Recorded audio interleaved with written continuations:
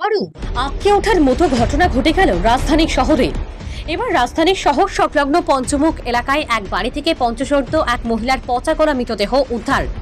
ঘটনার বিবরণে জানা যায়, আজ সকালে এলাকাবাসীরা যখন দুর্গন্ধ টের পান তখন এলাকাবাসীরা পুলিশে খবর দেন। খবর পেয়ে ঘটনাস্থলে যায় আমতলী থানার পুলিশ এবং ফরেনসিক টিম। দরজার তালা ভেঙে পুলিশ ঘরে প্রবেশ করতেই প্রত্যক্ষ করেন বিবস্ত্র হয়ে পড়ে রয়েছে পচা গলা মৃতদেহটি। পরিবারের অভিযোগ, ওই মহিলা বাড়িতে একাই থাকতেন।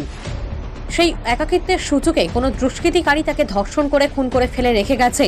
ঘটনায় গোটা এলাকায় রীতিমতো চাঞ্চল্য ছড়িয়ে পড়ে। আমি যা দেখছি এটা রেপ কেস, এটা কোনো ভুল ত্রুটি না। এটা আপনি কি মৃতদেহটি দেখছেন? হ্যাঁ, মৃতদেহ দেখছি। দেখে কি মনে হচ্ছে? আমি এটা রেপ কেস বুঝলাম।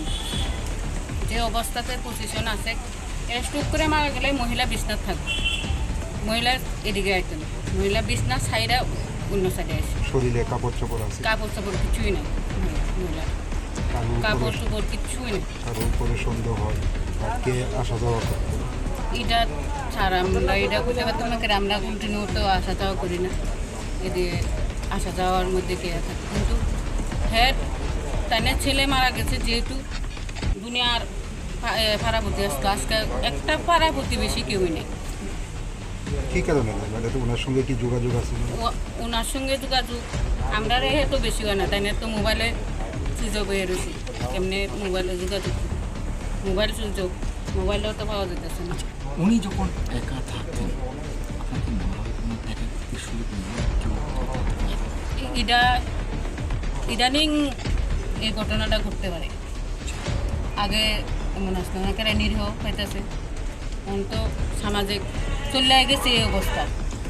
এটা ধরানো যে এই ঘটনা কতদিন ধরে এরকম?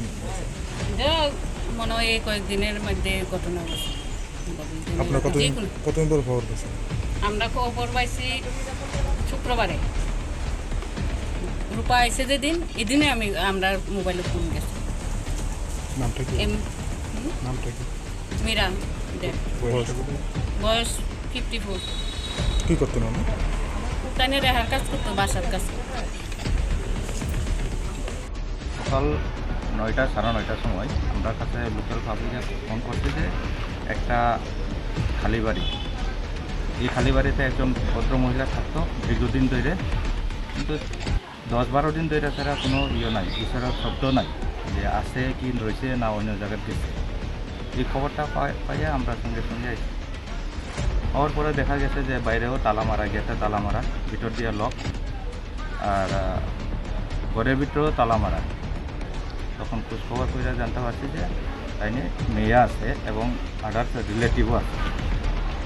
মেয়ে ডুবলি, সঙ্গে সঙ্গে ডুবলিতে খবর দিচ্ছি, আমরা মেয়েরে আনাইছি, আনার পরে বাকি রিলেটিভও আছি। আওয়ার পরে আমরা ব্যবস্থা করছি যে কমসে কম তালা খুললে তো ভিতরে ঢোকার দরকার বা দেখা দরকার কী আছে এই বিষয়ে। আর যখন তালা খুললে আমরা সবাই মিলে ছাড়া ইন প্রেজেন্স অফ উইটনেস এসে খুলছি, খোলার পরে দেখা গেছে যে গন্ধ সব কিছু বাইরে গেছে ভিতর থেকে। তো আমরা 100% শিওর হয়েছে যে ভিতরে আছে। এরপরে ঘরেরও দেখছি যে বাইরের থেকে ভিতর দিকে তালা মারা, বাইরের দিকে গিয়ে। এরপর আমরা কাটার দিয়া কাইটটা ছাড়া দেখছি মেয়ের জামাই আসলো, মেয়ের জামাইয়ের সঙ্গে দূরের থেকে চাইছি যে না কোনাতে পয়সা দিচ্ছি।